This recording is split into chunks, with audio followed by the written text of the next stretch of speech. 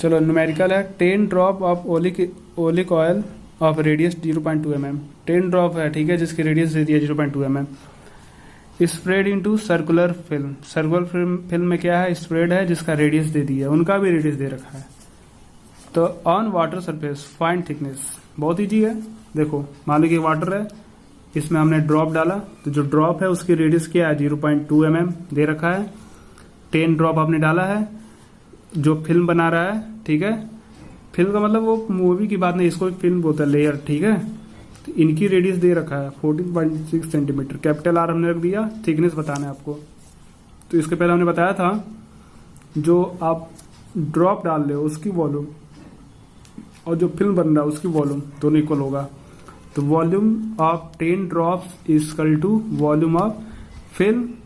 तो 10 ड्रॉप, तो जो ड्रॉप डाल रहे हो आप क्या डाल रहे हो, स्फीयर, और स्फीयर का वॉल्यूम क्या होता है 4/3 पावर आई क्यूब।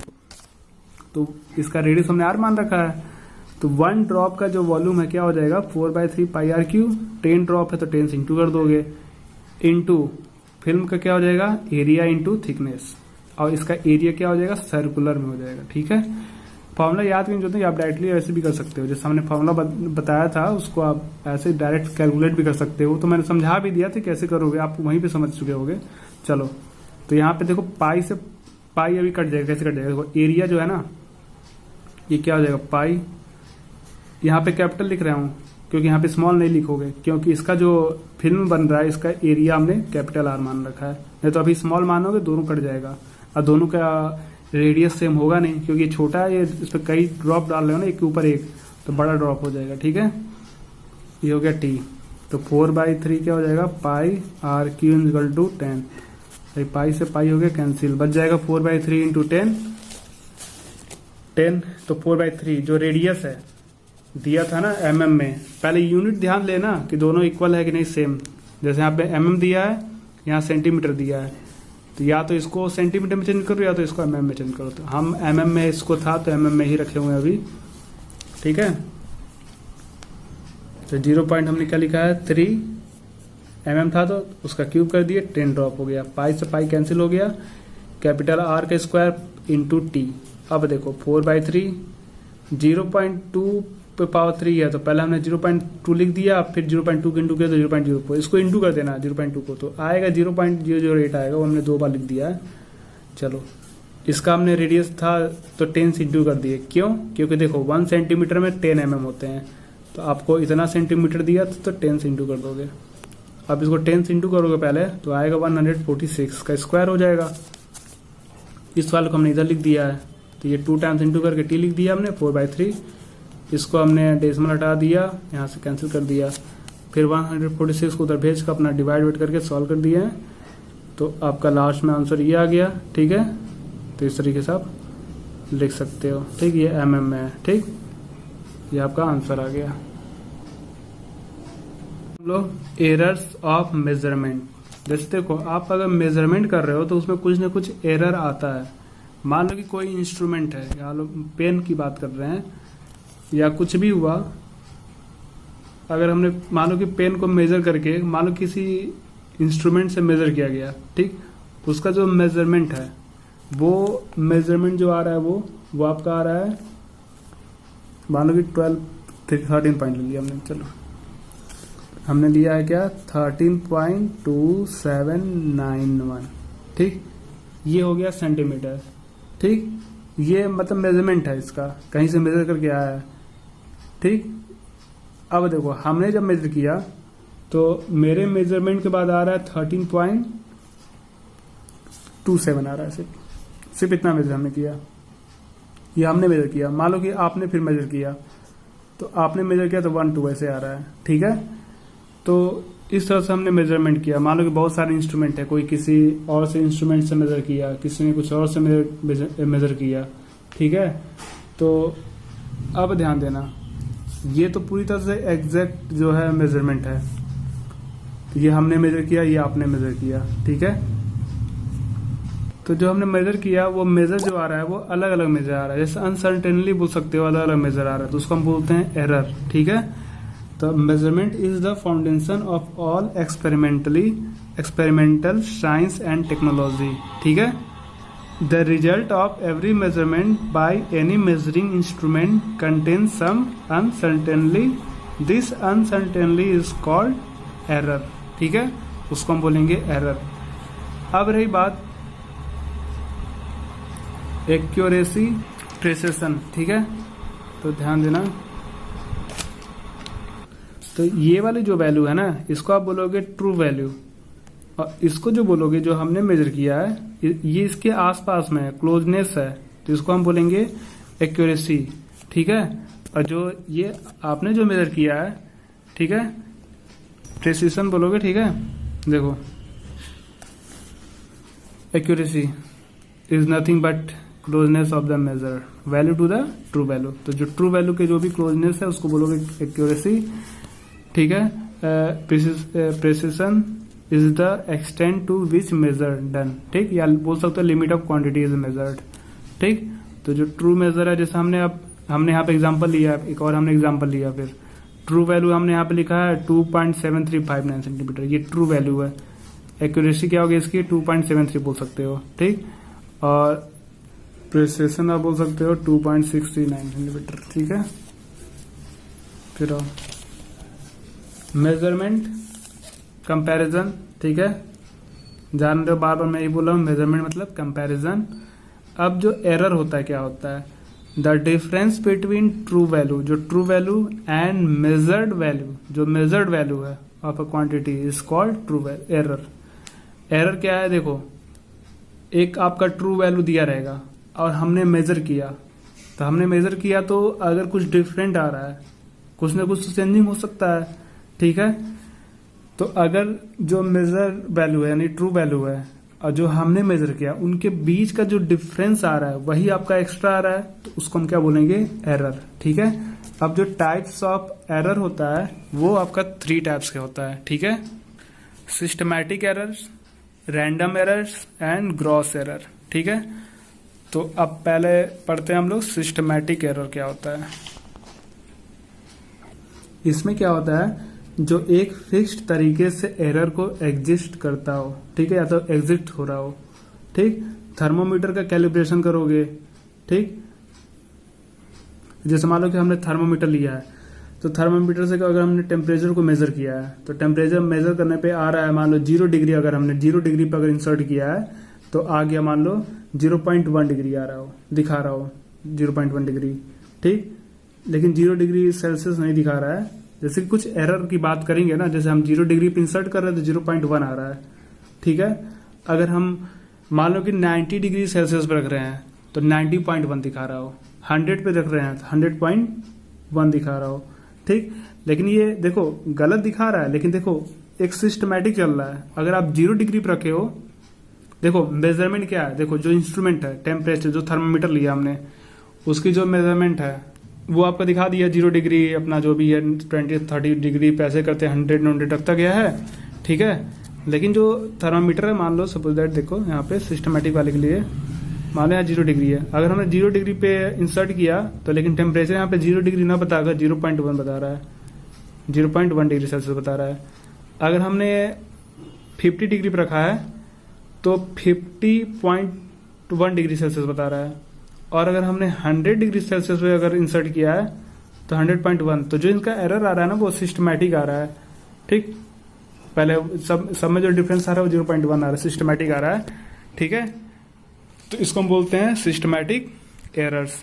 या तो आप ये बोल सकते हो, जैसे आप वेट कर रहे हो वेट मशीन से, तो वेट मशीन पे जैसे कि मान लो कि हमने वेट किया 2 kg का वेट कर रहे हैं हम, मान लो जो भी हमने मास लिया वो 2 kg का लिया, लेकिन मान लो कि वो 2 kg की जगह ना बताकर 2.2 बता रहा है। ठीक, फिर उसी को हमने मान लो कि हमने 5 kg का लिया तो 5.2 बता रहा है। ठीक, तो इनको हम कहेंगे सिस्टमैटिक एरर। ठीक है, तो the systematic error are those error that tend to be in one direction. ठीक है, इधर पॉजिटिव नेगेटिव, या तो पॉजिटिव में हो या तो नेगेटिव में हो। जैसे कि कोई इंस्ट्रूमेंट पर्सनल इंस्ट्रूमेंटल हो गया, अब इंस्ट्रूमेंटल हमने बता दिया है। ठीक है, टेम्परेचर वेट हो गया, पर्सनल एरर हो गया। ठीक है, पर्सनल एरर जो भी हो गया, जैसे कि बहुत काफ़ी केयरलेसनेस हो गया। ठीक है, कोई भी ऑब्जर्वेशन ले रहे हो विदाउट ऑब्जर्विंग किए। तो जो आप सिस्टमैटिक में पढ़ रहे हो, तो सिस्टमैटिक में जैसे कि जो भी आपका एक्स्ट्रा आ रहा है, जैसे कि आप 2.2 5.2 आ रहा है, तो ठीक है, तो आप जो आपने 2 kg लिया, आपने मेजरमेंट किया 2 kg का इंसर्ट किया, लेकिन आ रहा है 2.2, ठीक है, तो बस इनका डिफरेंस ला दोगे तो आपका आ जाएगा आंसर, ठीक है, एरर आ जाएगा। अब देखो रैंडम एरर में क्या हो गया, चांस एरर बोल सकते हो, मतलब इसको आप रिपीटिंग करा सकते हो, बार बार आप इसको ऑब्जर्व कर सकते हो। रैंडम एरर में क्या हो गया, मान लो आप ले लिया आपने पेंडुलम, एक्सपेरिमेंट कर रहे हो पेंडुलम का, ठीक है, तो जब आप पेंडुलम का जब आप एक्सपेरिमेंट कर रहे हो, तो मान लो कि आपने मोशन कराया, ठीक, मोशन कराते वक्त अचानक से मान लो कि विंडो ओपन हो गया, हवा चल रही है, विंडो ओपन हो गया, तो विंडो ओपन होने से क्या हो रहा है, उसकी मोशन जो है वो चेंज हो जाएगा, ठीक है, पहले से क्या हो जाएगा, बढ़ जाएगा, ठीक। तो ये जो हमारा एरर होता है वो रैंडम एरर होता है। इलेक्ट्रिक करंट है, ठीक है, जो इलेक्ट्रिक जो आपने जो भी करंट की बात कर रहे हो, वोल्टेज का बढ़ना घटना, ठीक है, रिपीट करना, बार बार रिपीटिंग करना, तो रीडिंग क्या होता है हमारा हमेशा चेंज हो सकता है, अपना अलग अलग रीडिंग करा सकते हो, ठीक है। तो the random errors are those error which occur irregularly and hence are random will respect to sign और साइज, ठीक है। ये जो होता है आपका ड्यू टू अनप्रेडिक्टेबल होता है, वेरिएशन इन एक्सपेरिमेंटल कंडीशन में, ठीक। Random will respect to sign and size, ठीक। It can only minimized by repeating the observation for large number of times and taking arithmetic mean, मतलब बहुत सारा आप numbers बार क्या कर सकते हो, इसका ऑब्जर्व करा सकते हो, और ऑब्जर्वेशन करवाने के बाद से आप इसका अरिथमेटिक मीन ला सकते हो। तो अरिथमेटिक मीन का मतलब आप एवरेज की बात कर रहे हो, जो भी आपने रीडिंग लिया उस सभी रीडिंग का क्या करो, आप ऐड कर दो, और जितनी बार आपने जितनी टाइम्स आपने रिपीट कराया उसको डिवाइड कर दोगे। जैसे कि वोल्टेज सप्लाई हो गया, मैकेनिकल वेरिएशन हो गया, वाइब्रेशन हो गया, ठीक है, फ्लक्चुएशन हो गया टेम्परेचर का। थर्ड आ जाओ, ग्रॉस एरर क्या होता है। ग्रॉस एरर में क्या हो गया, जैसे मान लो कोई लड़का है, ठीक है, उसको स्कूल जाने का मन नहीं था, लेकिन बेचारा वो जबरदस्ती स्कूल भेजा गया, ठीक है, उसको पढ़ने का मन नहीं करा था, बिल्कुल मन नहीं था पढ़ने का, पढ़ना नहीं चाहता था वो, स्कूल भी चला गया बेचारा। फिर उसको एक्सपेरिमेंट के लिए भेजा गया, भाई लैब में जाओ जाओ कुछ एक्सपेरिमेंट कर लो, ठीक है। तो अब एक्सपेरिमेंट करने गया, उसको और मन नहीं लग रहा था, वो चाहता नहीं था कुछ करना, तो वो बेमन का चला गया। जबरदस्ती नहीं बोल रहे थे क्लास में बैठा, तो फिर जबरदस्ती उसको लैब में लेके जाना, फिर जबरदस्ती उसको स्कूल में भेजना, तो बेचारा वो जबरदस्ती चला गया स्कूल में और फिर लैब में भी चला गया। तो उस समय जो भी वो देखो, उसका ध्यान तो है नहीं, लैब में जो भी इंस्ट्रूमेंट रखा है, जो भी मेजर कर रहा है, वो तो ध्यान है नहीं, तो उसका जो वैल्यू हो सकता है वो शायद रॉन्ग आ सकता है, बाई चांस रॉन्ग आ सकता है। ऐसा नहीं मैं कह रहा हूँ कि रॉन्ग आएगा ही, क्योंकि उसका ध्यान नहीं है, वो केयरलेसनेस है, ठीक है, तो उसका ध्यान है नहीं। जब ध्यान नहीं है तो उस समय क्या होती है, उसकी कुछ ना कुछ एरर आ सकती है, तो उस टाइम को जो एरर को बोलते हैं वो ग्रॉस एरर होता है, ठीक है। पहले वाले में हमने क्या बताया था कि वो पूरा सिस्टमैटिक एरर था, जैसे कि मान लो कि इंस्ट्रूमेंट में पहले से एक एरर दे रखा था, 0.1 का एरर दे चुका था, या तो 0.5 kg का एरर दे दिया पहले से ही, तो वो एक सिस्टमैटिक एरर था। सेकंड में हमने क्या बोला था, रैंडम एरर। ग्रॉस में क्या है, जो बेवजह, ठीक। तो इंस्ट्रूमेंट नॉट सेट प्रॉपरली, ये भी हो सकता है, ऐसा नहीं है कि सिर्फ कोई मान लो कि इसको मन नहीं है जबरदस्ती बैठा दिया गया, ऐसा नहीं है। अगर मान लो कि इंस्ट्रूमेंट आपने जो भी सेटअप बना रहे हो वो सेटअप प्रॉपरली नहीं है, तो उस केस में भी आपका एरर आ सकता है, उस एरर को आप बोल सकते हो ग्रॉस एरर, ठीक है। ऑब्जर्वेशन, मान लो कि आपने बहुत सारा ऑब्जर्वेशन लिया, अगर आपने ऑब्जर्वेशन सही किया लेकिन आपने लिखते समय ही गलत कर दिया, वो हो सकता है ना, ध्यान नहीं दिया किसी ने, तो रॉन्ग ऑब्जर्वेशन अगर आप ले लिया आपने, तो भी क्या हो सकता है, ग्रॉस एरर हो सकता है, ठीक। आपने वैल्यू ही गलत ले लिया, कैलकुलेशन ही मान लो कर रहे हो, मान लो कि जो भी आप वैल्यू लेते हो, जो भी ऑब्जर्वेशन लेते हो, उसके बाद से कैलकुलेशन करना पड़ता है, तो अगर आपने कैलकुलेशन ही गलत कर दिया, जब कैलकुलेशन ही गलत कर दिए तो फिर कहाँ से आपका कुछ तो एरर तो आना ही आना है, ठीक है। तो उस टाइम के भी एरर को हम बोलते हैं ग्रॉस एरर, ठीक है। Can be minimize when the observation is sincerely and mentally alert. इसको सही कर सकते हो जब तुम्हारा मेंटल सही हो और अच्छे से ध्यान दो, ठीक है।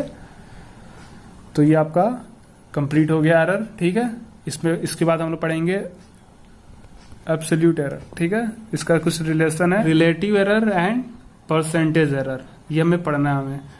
तो आप एब्सोल्यूट पहले भी आपने पढ़ रखा है मैथ्स में। एब्सोल्यूट का मतलब क्या होता है कि विदाउट साइन का आंसर होता है, हमेशा पॉजिटिव आंसर आता है, बोल सकते हो। रिलेटिव में आप फ्रैक्शन की बात कर रहे हैं और परसेंटेज आपने सुना ही है, ठीक।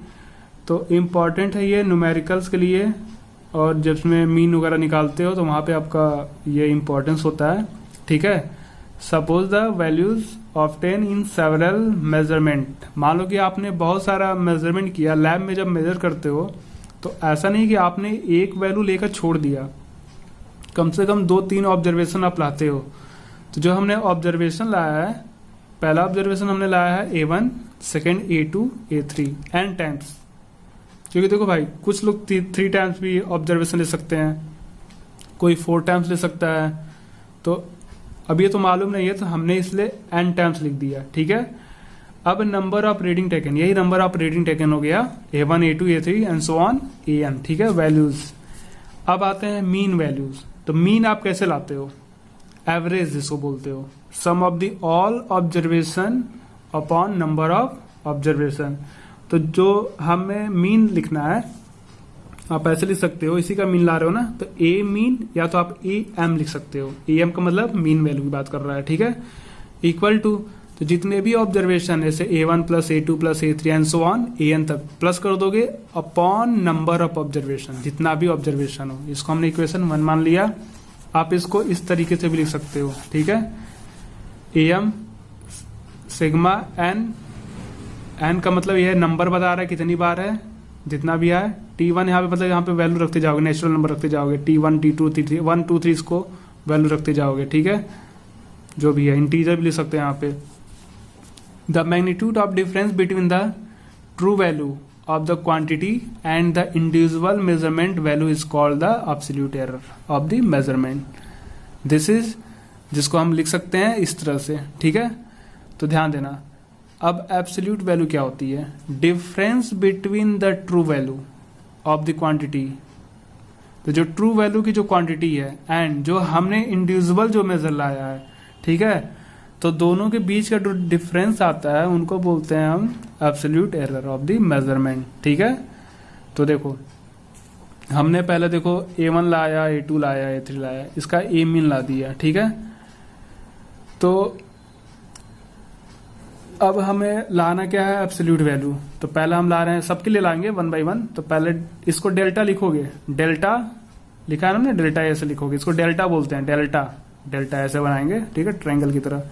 डेल्टा A1, तो पहले के लिए हम बता रहे हैं डेल्टा A1, तो इक्वल टू क्या हो जाएगा? आपको डिफरेंस लाना है। तो पहला हमने जो इंडिविजुअल जो हमने मेजरमेंट किया था वैल्यू, वो क्या आया था? AM, यही लाया ना आपने AM। तो AM को माइनस कर दोगे ट्रू वैल्यू, तो ट्रू वैल्यू क्या थी? A1। तो AM माइनस A1, AM क्या हो गया? मीन वैल्यू हो गया, A1 क्या हो गया? इंडिविजुअल वैल्यू हो गया, ठीक है। फिर देखो A2 लाओगे, डेल A2, तो डेल्टा A2 क्या हो जाएगा? AM माइनस A2 कर दोगे, ठीक है। फिर डेल्टा AN लाओगे तो क्या हो जाएगा? AM माइनस AN हो जाएगा, ऐसे माइनस करते जाओगे। तो delta A calculated above may be positive certain cases and negative in some other cases, but absolute error delta A will always be positive. जो डेल्टा है, जैसे इसको माइनस करोगे, या तो ये प्लस में आ सकता है या तो माइनस में आ सकता है, लेकिन इसकी जो एब्सोल्यूट वैल्यू है वो हमेशा क्या होगी? पॉजिटिव होगी, ठीक है। वही बोल रखा है यहाँ पे, ठीक। चलो ध्यान देना, यहाँ पे एब्सोल्यूट एरर वाली बात हो गई, ठीक। ये एब्सोल्यूट एरर आपका आ गया। अब हमें क्या पढ़ना है? रिलेटिव एरर, जो कि फ्रैक्शन बोल सकते हो। उसके बाद से क्या पढ़ना है हमें? Percentage error. देखो, the arithmetic mean of all the absolute error is taken as the final और mean absolute error of the values of the physical quantities, जिसको हम रिप्रेजेंट करेंगे del a, delta A mean से करेंगे, ठीक है। तो मीन का अब हम इसका मीन ला रहे हैं, ठीक है। जो हमने एब्सोल्यूट वैल्यू लाया उसका पहला मीन ला रहे हैं, ठीक है। तो कैसे लाओगे, ध्यान देना। मीन एवरेज कैसे लाओगे आप, जितने भी ऑब्जर्वेशन है सबको प्लस कर दो अपॉन नंबर ऑफ ऑब्जर्वेशन। तो यहाँ पे जो अरिथमेटिक मीन ला रहे हैं, जो हमने एब्सोल्यूट वैल्यू लाया इसकी हमने मीन लाएंगे, ठीक है। इस वाले का जो हमने एब्सोल्यूट वैल्यू लाया इन सभी का मीन। तो देखो क्या करोगे, बस देखो ए मीन लिखे थे आपने, और जब एब्सोल्यूट लिखोगे तो डेल्टा लगा दोगे। ये आपका एब्सोल्यूट वैल्यू होगा, delta A mean equal to क्या हो जाएगा, delta A1 plus delta A2 plus delta A3 and so on delta AN upon number of observation, ठीक है। ऐसा लिख सकते हो। अब इसका रिलेटिव एरर बताते हैं। तो relative error of the fraction, या तो फ्रैक्शन एरर बोल सकते हो। तो the relative error is the ratio of mean absolute error, ठीक है, to the mean value of the quantity measured. जो आपने क्वांटिटी जो भी मेजर किया है, तो इनका रेशियो होता है, किसका रेशियो होता है, जो आपने एब्सोल्यूट वैल्यू लाया, मीन एब्सोल्यूट वैल्यू नहीं, मीन एब्सोल्यूट वैल्यू जो लाया और आपने जो मीन वैल्यू लाया था, उन दोनों का रेशियो होता है। तो देखो जो एब्सोल्यूट वैल्यू का मीन आया हो क्या है, डेल्टा AM बोल सकते हो डायरेक्टली, या तो A मीन बोल सकते हो, दोनों लिख सकते हो, ठीक है। अपॉन अब आपको क्या लाना था, मीन वैल्यू। तो मीन वैल्यू क्या था स्टार्टिंग में आपने, ए मीन या तो AM, यही आया था ना, ए मीन, ठीक। तो इन दोनों का रेशियो, ठीक, एब्सोल्यूट एरर मीन एरर, ठीक, वैल्यू दोनों का रेशियो। तो ये हो गया आपका रिलेशन रिलेटिव एरर। तो ये आपका प्लस में भी हो सकता है, माइनस में भी हो सकता है, इसे दोनों लिखा हमने। परसेंटेज में कुछ नहीं करना है, बस इसमें 100 से इंटू कर देना है, 100% कर देना है, ठीक है। When the relative error is expressed in the percentage is called a percentage। उसी को हमने अगर परसेंटेज के फॉर्म में चेंज कर दोगे इस तरह से 100% इंटू कर दोगे तो परसेंटेज एरर आ जाएगा, ठीक है।